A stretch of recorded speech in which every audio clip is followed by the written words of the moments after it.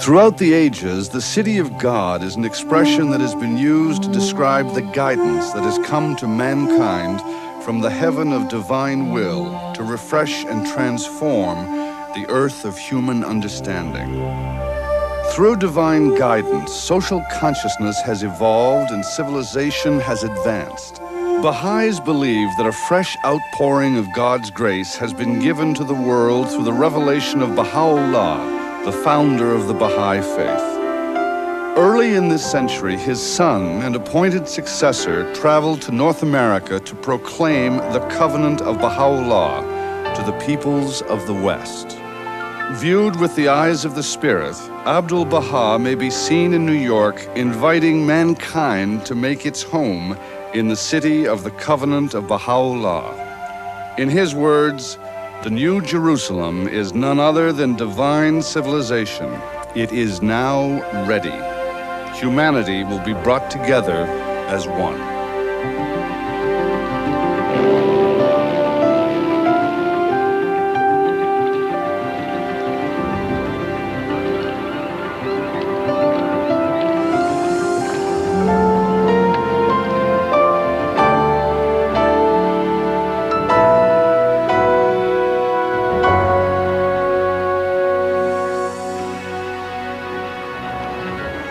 When Abdul-Baha arrived in 1912, New York was fast becoming a symbol of the modern world.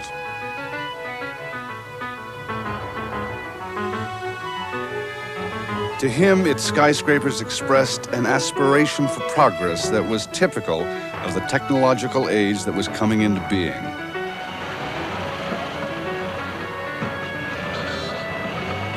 Truly, it is a wonderful city, he said. New York has made such progress in material civilization. I hope that it may also advance spiritually in the kingdom and covenant of God. I have come for this. The city that welcomed Abdul-Baha was on the crest of a wave of optimism about the future.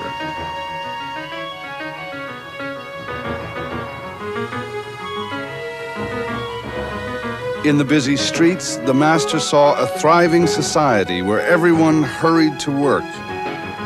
New York is a beehive, he said.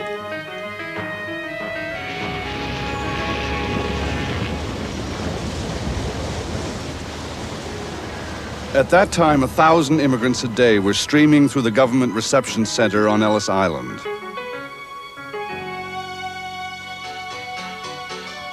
Most were spreading out across the continent to the mills and factories of the American heartland.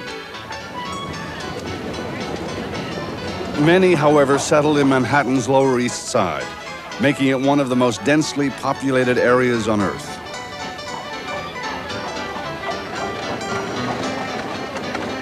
To the companions of Abdul-Baha, it must have seemed as if representatives of all humanity were being drawn together in New York to hear his message.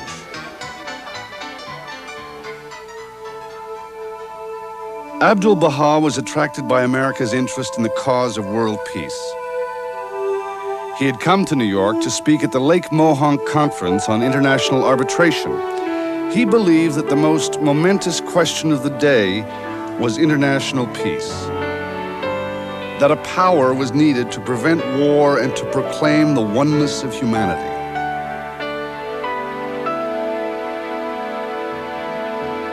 As the master arrived, the country was preparing for a federal election. Social reform was becoming a political issue of national dimensions. Across the country, wherever newspapers could reach, reform measures were being discussed. Abdul-Baha was a guest speaker at the 4th annual conference of the NAACP, where he shared the platform with Jane Addams, founder of Hull House in Chicago. As he crossed the continent, the master met with leaders of thought who were actively concerned with the needs of the time.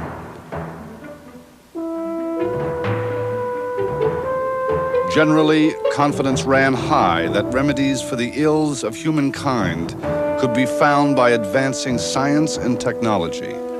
In Abdul-Baha's view, what was needed to resolve the problems of an emerging global society was the union of scientific and moral development, of material and spiritual civilization. Spiritual consciousness is the generating force of human society, he said. Throughout his visit, Abdu'l-Bahá addressed issues familiar to us as the major problems of this century. Since 1912, they have expanded in range and complexity. And demand for social action has become a way of life in our time. Abdu'l-Bahá put the racist attitudes he found rooted in American culture in a global perspective.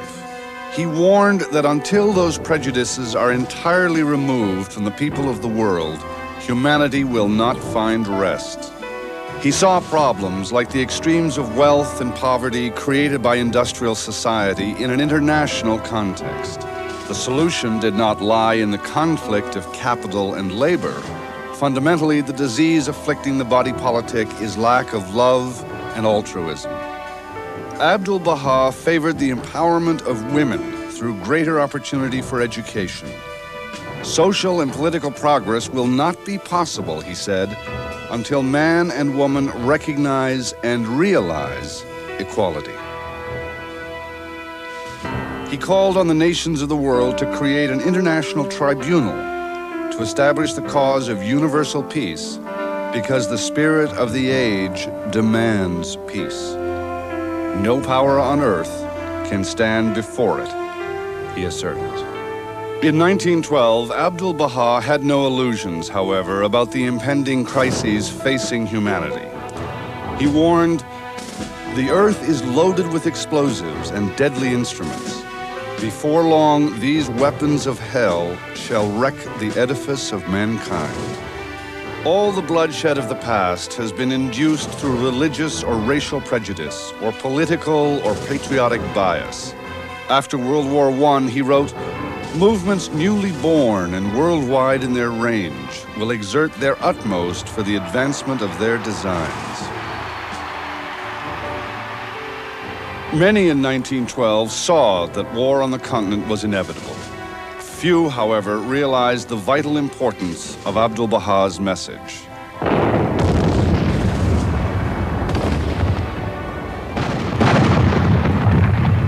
It was only in the aftermath of World War I, the unprecedented dislocation of the peoples of Europe, together with worldwide economic depression, that the complacency of the Western world was shaken. Nevertheless, when the League of Nations was established, Abdu'l-Bahá praised this faltering effort at international agreement as marking the dawn of the most great peace promised by Bahá'u'lláh.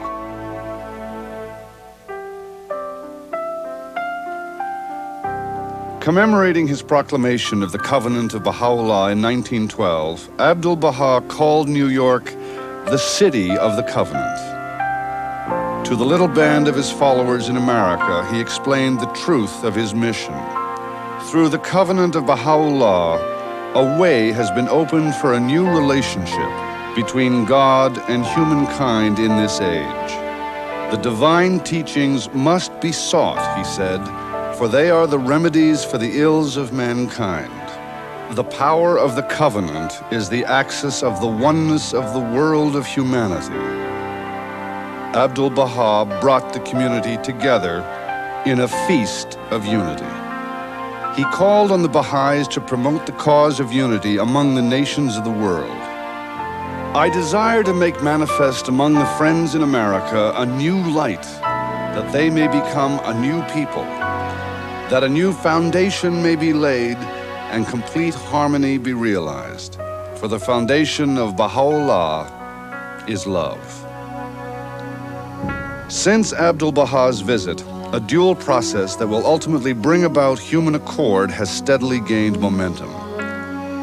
After a Second World War, the nations have taken another step in the political realm toward unifying the planet.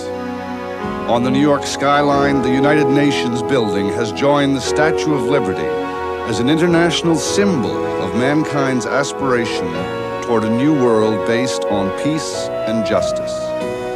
At the same time, through the guidance of the Baha'i teachings, the Baha'is have brought into existence a global community. representative of the diversity of humankind, and established in the most remote reaches of the earth. Its affairs are directed by an internationally elected body as conceived in the writings of Bahá'u'lláh and called the Universal House of Justice. As the revelation of God to our age transforms human consciousness, the political unification of our planet will be seen as a prelude to the fulfillment spoken of 100 years ago by Bahá'u'lláh. These fruitless strifes, these ruinous wars shall pass away, and the most great peace shall come.